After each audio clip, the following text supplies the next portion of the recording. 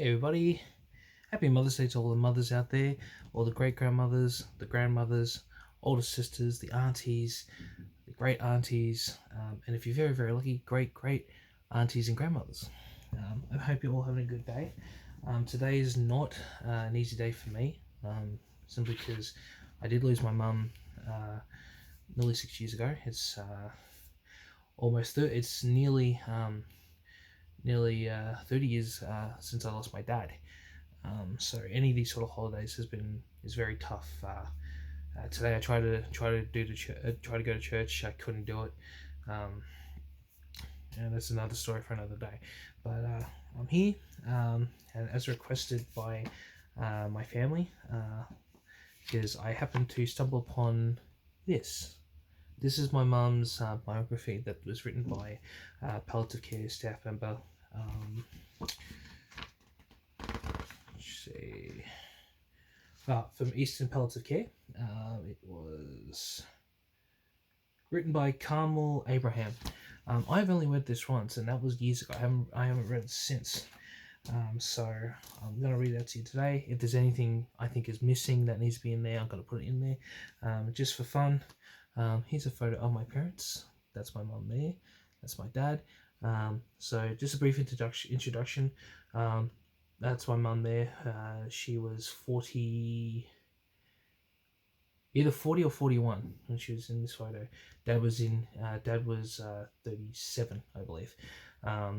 It's ironic because my dad was younger than my mum. I know.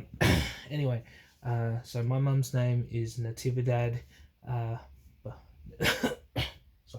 Natividad Benagua Williams. Natividad Benagua Candelaria Williams Crow. And my dad, he preferred to be called Danny. He didn't like Daniel. But my dad's full name is Daniel George Crow V. And I miss him very much. This is right next to my TV all the time, so I can see them while watching TV. It was a pastime of ours, watching TV, and I miss him every day. So, the book is called A Good Life, the biography of Natalie Crow. Mum liked to be called Natalie. Just a side note, for some people who want to know why Mum was called Natalie and not Natividad, one, Mum hated the name to begin with because she always felt old, because Natividad is a very old name. But two, and the funny bit, my grandmother Elizabeth, or Beth as she liked to be called, could not pronounce Natividad. So she called her Natty and Nettie, and then it just became Natalie, and then Nat, and yeah, the name stuck. So yeah, I'm hoping that the story of how my parents actually met is in here, not the BS thing that they always say that they always told people, because I think that's hilarious how they met and how. Well, let's get into the story and we'll find out. Okay.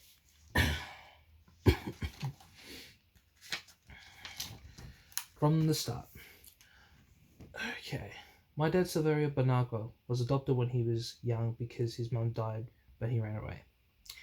Later, he met my mum, Prima Candelaria, and they had 15 children. They lived on an island where there were plenty of coconut and fish. It was not bad living there. My father also had pigs, and he was a good provider. Now, I'm going to stop that for a second. Sorry if I'm going to be disrespectful when I say this, but I think this is the most funniest thing that my mum and my dad used to say. So I always wondered why I had so many aunties and uncles, and I swear to God, this is what both my parents said when I was 5 years old. The main reason why that they had so many kids is because there was nothing else to do at the farm but have sex. I'm not even joking. I remember just laughing my head off when I told that. When I was told that, I just like, what's sex, and that led to another conversation. Anyway, as I continue, I was born on the 1st of October 1942 in Varic, Catanduanes in the Philippines. I was number 7 of the 15 children in our family. Their names are Sabina. Now I'm going to get all these wrong, and I do apologize to all my uncles and aunties. Remember, I always give everyone nicknames, so hopefully I get these all correct. If I'm wrong, sorry. So Sabina, Satino, Pacifico, Yusboro, Emilio, Emiliano, uh, Ramidos. I should put here myself, Natividad. I prefer to be called Natalie. Then Rita, Adila, Ramon, Rosa, Junior, or as I like to call Junior, Uncle JR, Nano, sorry, Rudy, and Terista. God, I hope I got all those right. I know I probably did it wrong. Just a side note, I've only met maybe a handful of my aunts and uncles. Yeah, what can I say? We all look alike. Yeah, like honestly, like I remember I met my auntie Rita for the first time, and I remember she looked a lot like mum. Like it was like uncanny, you know. Um, Uncle Jingo, or Uncle JR, as I like to call him. He kind of looked like a, I don't know, like he can't like for some reason he kind of looked like me. I don't know if anyone else sees it, but for me, I just always felt that. Anyway, my sister was childless, and because my mum had so many children, her sister asked if she could adopt me. So when I was 5 years old, I was adopted by my auntie. Oh man, sorry Lola, um, Laura, La, Lenora. I don't know if you guys can see it. I can't read that. I'm sorry. I'll just know it was grandma. Without papers, of course, and went to live in Manila. She was married to a Chinese man. So I'd see, and many Chinese people like to have sons rather than daughters. More on that later. I called my auntie and uncle Mama and Papa. My adopted father didn't love me for a while because I was a girl. Oh, okay, so she's going to tell the story. Okay, cool. All right, awesome. So, yeah, he treated me nicely. But one day when I was sick with chickenpox or some other childhood illness, she told me she had the flu. I get. I don't know what she. Yeah, okay. She told me she had the flu. Anyway, he looked after me. My mum was so tired that Papa said to her, "You go and have a rest. I'll look after her." That was the start. That was the start. He loved me from then on, and I enjoyed living with them. Okay, yeah. But I felt alone, being their only child, and after I was with them for several years, they adopted William. The opportunity came after when I was in high school, and a friend told me that there was a baby boy for adoption, and because I was lonely, I said to my mama, "Let's adopt him." She replied that as he was a boy, my papa might love him more than me, but I said, "I don't mind as long as I have a brother."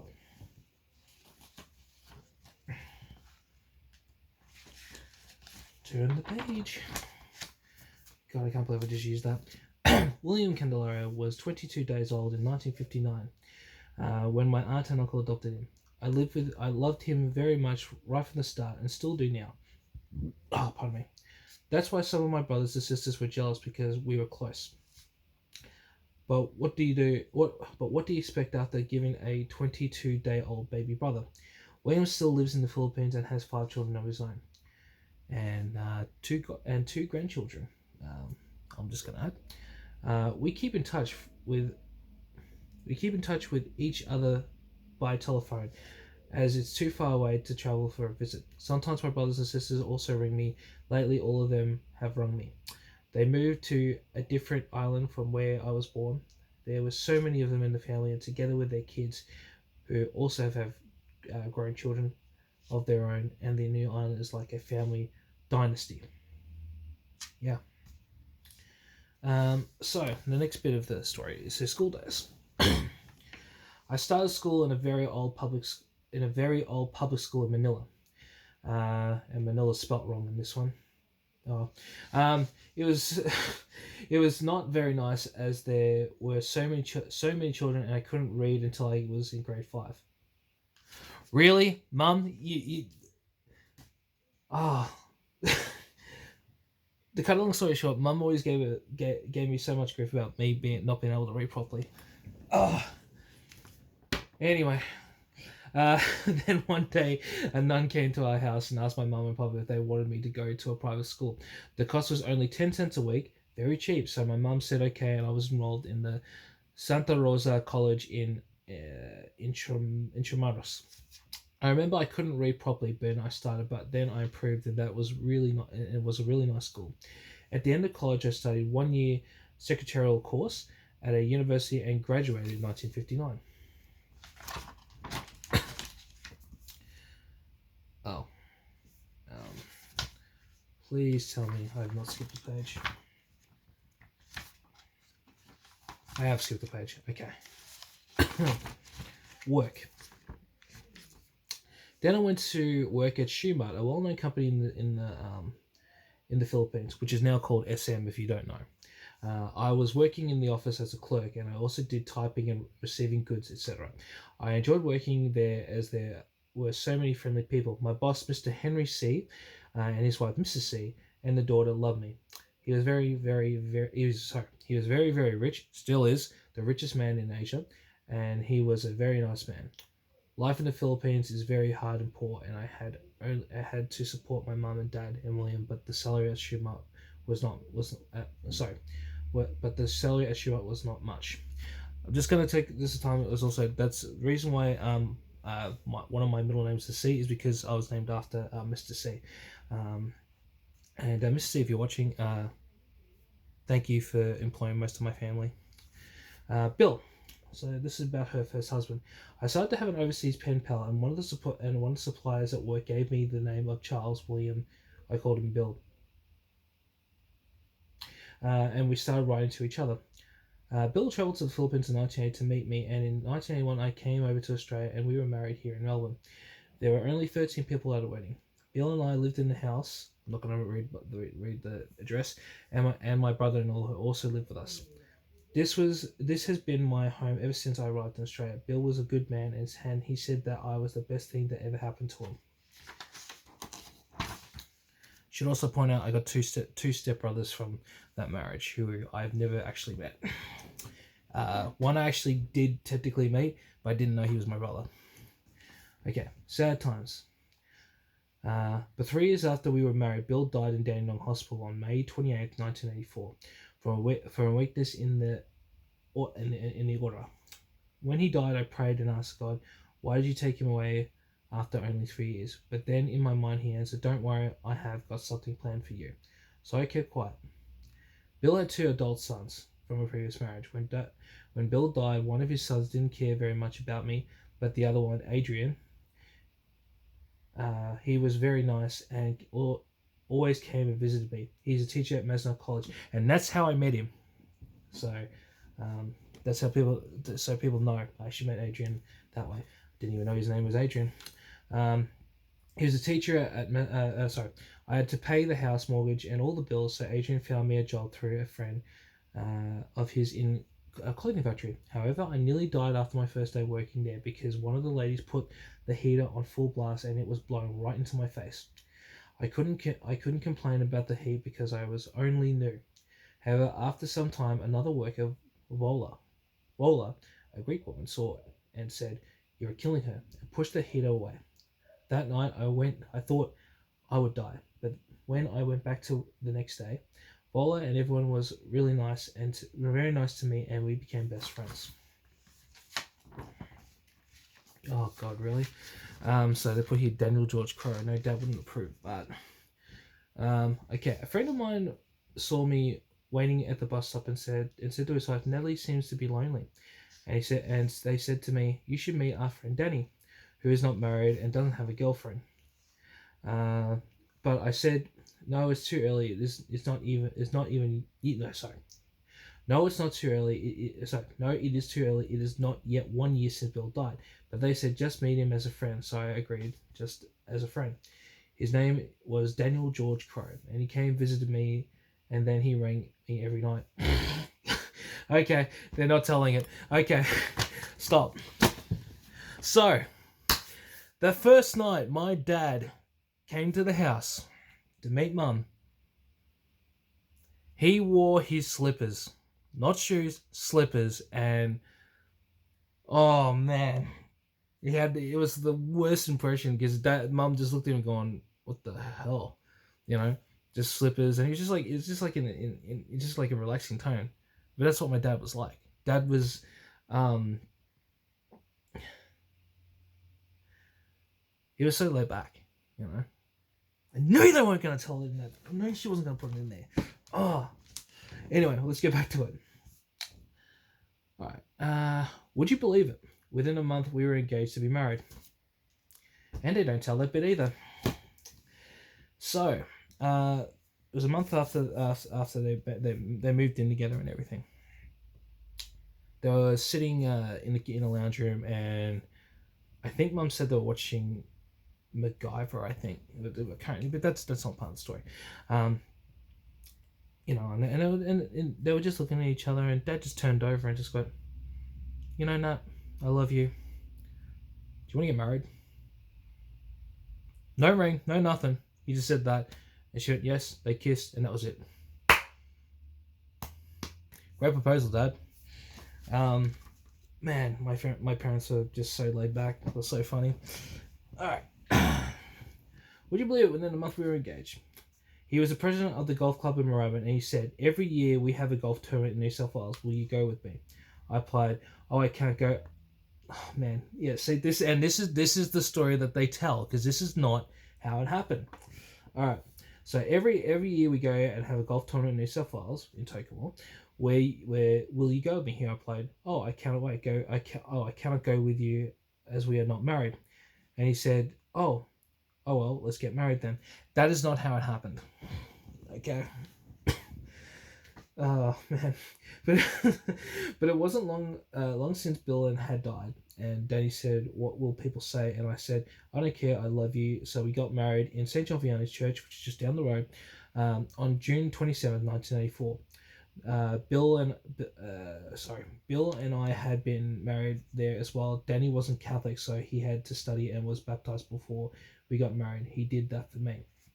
After Danny and I were married, I continued to work. Bill's brother, my brother-in-law, kept on living with Danny and me for some time. However, we wanted our privacy, so eventually Danny asked me to ask him to look for another house or whatever.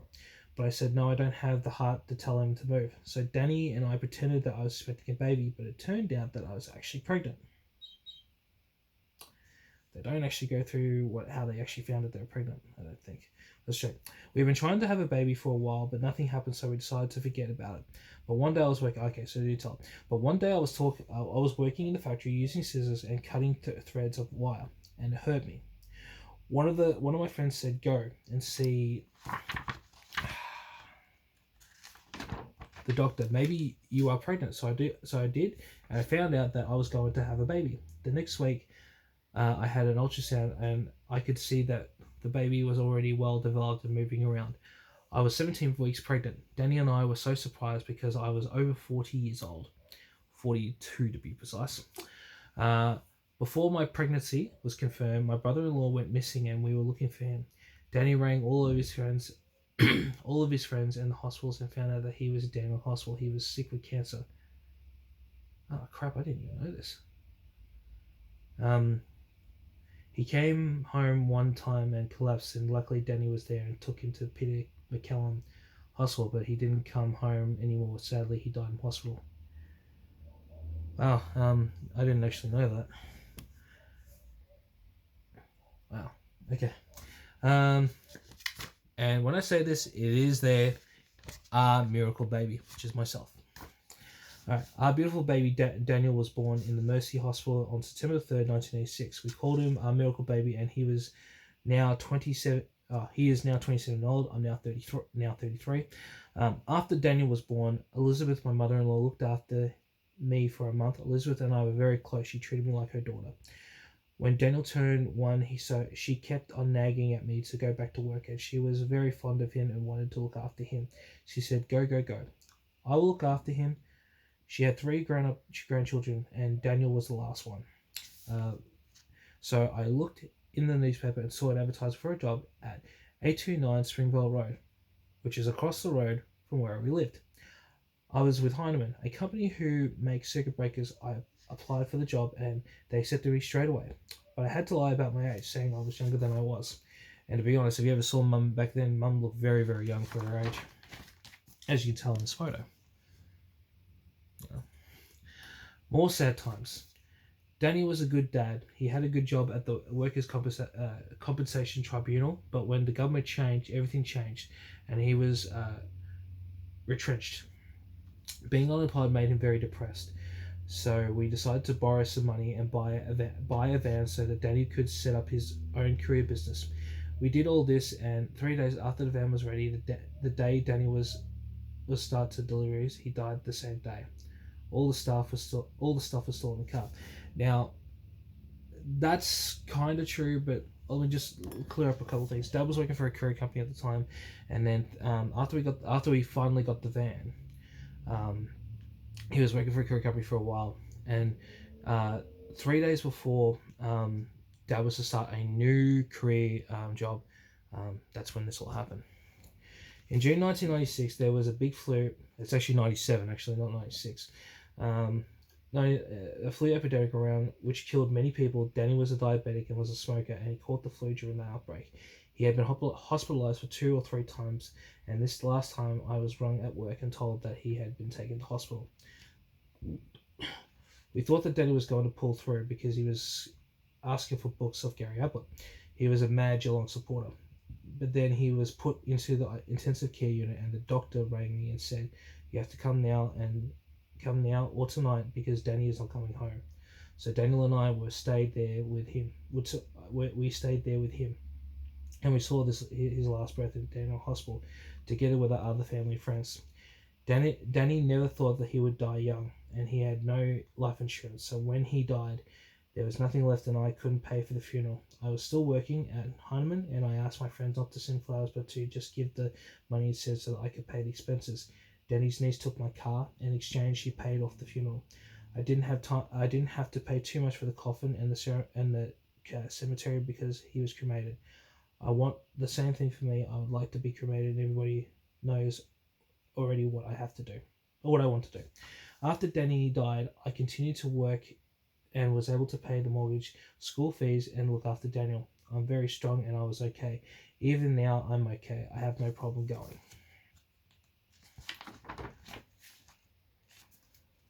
We're probably going to skip this bit. This is all about me. Don't really need to know that.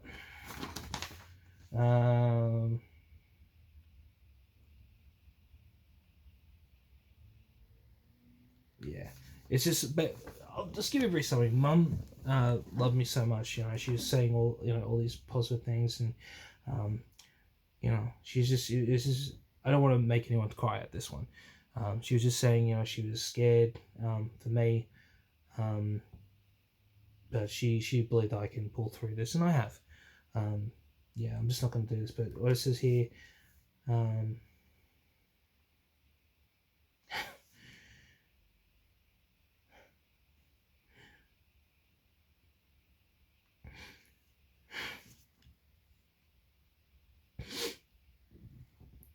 we'll read this one bit.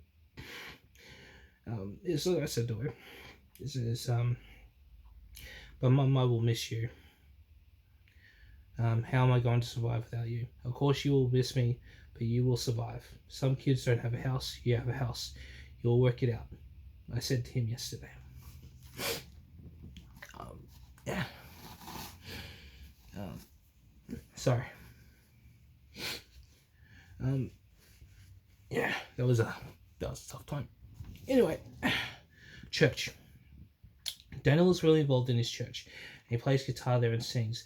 He has to work some weekends, but sometimes he asks his boss if he can have Sundays off so he can go to church. He goes to a Christian Baptist church near Blackburn, which is Grace Baptist Church. And so she's just saying here, because this is all just all stuff. Basically, we go to 2 different churches, but we're reunited by God, and yeah, it was a good time.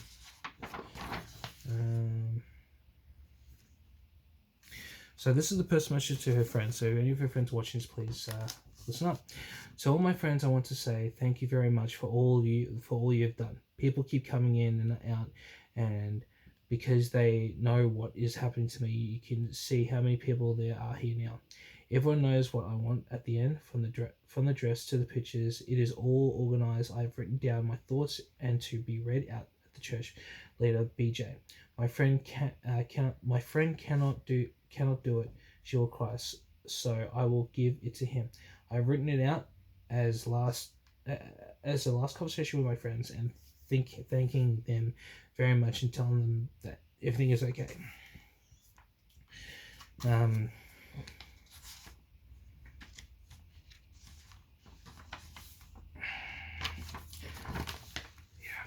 I'm just going to skip a bit because it talks about the illness, and we all know what happened.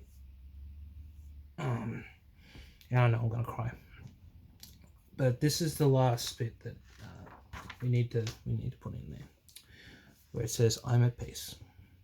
Last Monday week, my oncologist told me that I had only got a week to a month to live, just like that. I was okay. I didn't even cry, but Daniel cried. He was there with me when I saw the doctor. I told him, no matter what happens, come with me. Take the day off work, because I want you to hear what the doctor says. And I was right.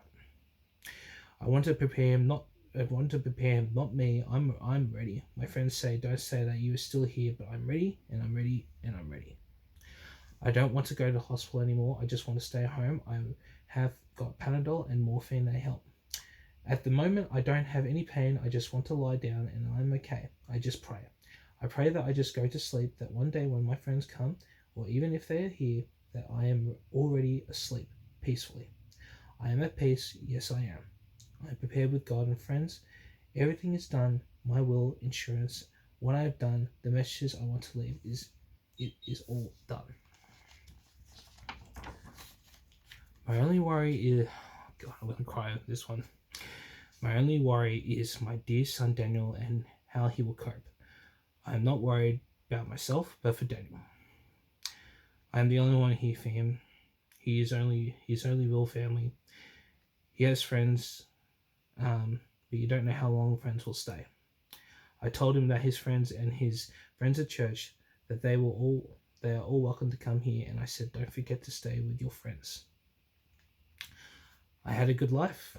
I had 3 boyfriends, and she laughs, it says to me, and 2 husbands, and a wonderful son. Yeah, I had a good life. I had a good life.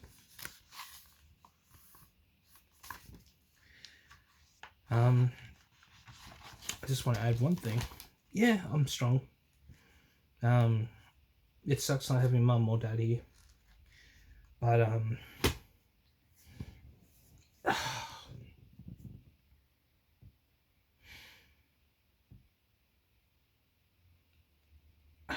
I'll get through this. And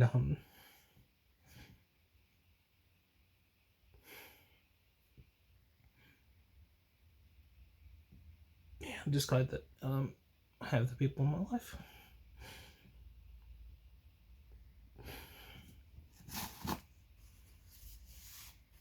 It's not easy, but you make do. Yeah, both my parents lived through a lot of things. I can do it too. So sorry for crying. But yeah, it was not easy to read that, but I'm glad I read it, and I hope you guys enjoyed it. For all my family watching this, I love you all. All my friends watching this, I love you all, and I'll see you next time.